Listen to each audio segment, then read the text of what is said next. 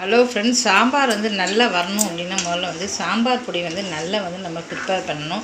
அது எப்படி ப்ரிப்பேர் பண்ணேன் அப்படிங்கிற வீடியோ உங்களுக்கு போட்டிருக்கேன். மறக்காமல் பாருங்கள். ஃபஸ்ட்டு சாம்பார் நல்லா வரணும் அப்படின்னா பொடி நல்லா இருந்தால் தான் வரும். அதை நம்ம கடையில் வாங்கணும் அவசியம் கிடையாது. நம்ம நம்மளே ப்ரிப்பேர் பண்ணிடலாம். இந்த போட்டிருக்கேன் பாருங்கள். இப்போ நான் சாம்பார் பண்ணிக்கிட்டு இருக்கேன். புதுசாக இப்போ தான் பொடி திரிச்சேன்.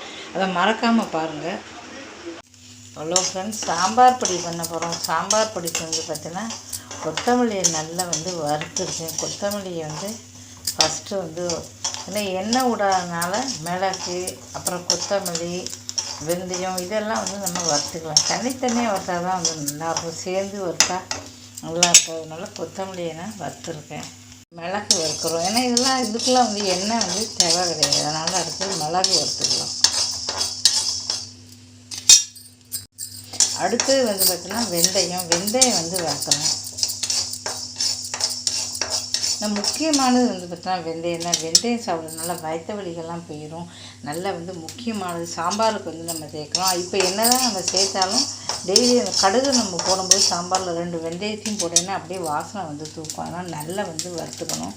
இதுக்கெலாம் எண்ணெய் விடக்கூடாது. மிளகு, கொத்தமல்லி, அதுக்கப்புறம் வெந்தயம் இதுக்கெலாம் நம்ம சுத்தமாக எண்ணெயே விடக்கூடாது. மெயினாக தான் என்ன அப்படின்னா அரிசி வறுத்துக்கலாம். ஏன்னா அரிசி மாவு நம்ம சாம்பார் சில பேர் கெட்டியாக இருக்கணும்னு பண்ணுவாங்க. அப்போ அந்த சாம்பாரோட எல்லா ருசியுமே கெட்டு போயிடும்னு சொல்லலாம்.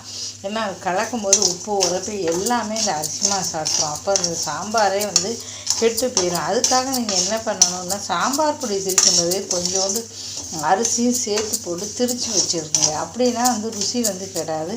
கூடவே நிறைய கருவேப்பிலை கிடைக்கும்போது இந்த கருவேப்பிலையும் சேர்த்து நல்லா வறுத்து வச்சுருங்க.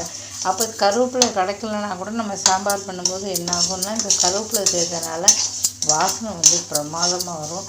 நல்லா அரிசி எதுக்குமே எண்ணெய் ஊற்ற வேண்டாம். அரிசி, கருவேப்பிலை எண்ணெய் ஊற்றாமல் பாருங்கள். அரிசி எப்படி பொரிய ஆரம்பிச்சிச்சு பாருங்கள். நல்லா பொரிஞ்சதுக்கப்புறம் எடுத்துருங்க. இதுக்கப்புறம் துவரம்பருப்பு வறுக்க போகிறோம்.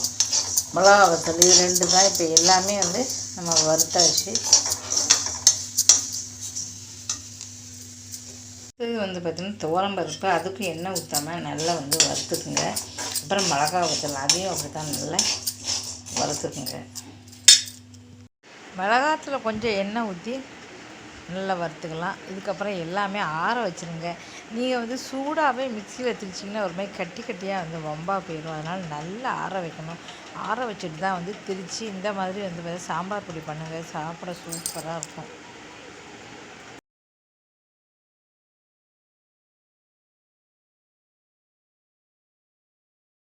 ஏன்னா சாம்பார் பொடி நல்லா இருந்தால் மட்டும்தான் சாம்பார் நல்லா வரும். இல்லாட்டா டேஸ்ட்டே போயிடும்.